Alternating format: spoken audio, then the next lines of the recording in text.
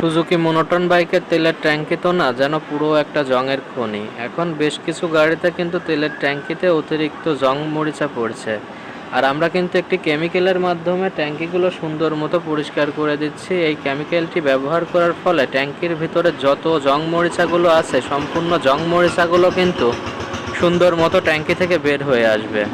দেখতে পাচ্ছেন এই মোনোটন বাইকটার তেলের ট্যাঙ্কি থেকে কতটা জং মরিচা বের হচ্ছে, আর এই জং মরিচা বের করার পরে তেলের ট্যাঙ্কিটা কিন্তু আমরা সুন্দর মতো পানি দিয়ে ওয়াশ করে দিচ্ছি, যাতে ট্যাঙ্কির ভেতরে কোনোভাবেই কোনো কেমিক্যাল বা কোনো জং মরিচা না থাকে। যত সময় পর্যন্ত ক্লিয়ার চকচকে পানি বের না হবে তত সময় কিন্তু আমরা তেলের ট্যাঙ্কিটা পরিষ্কার করব।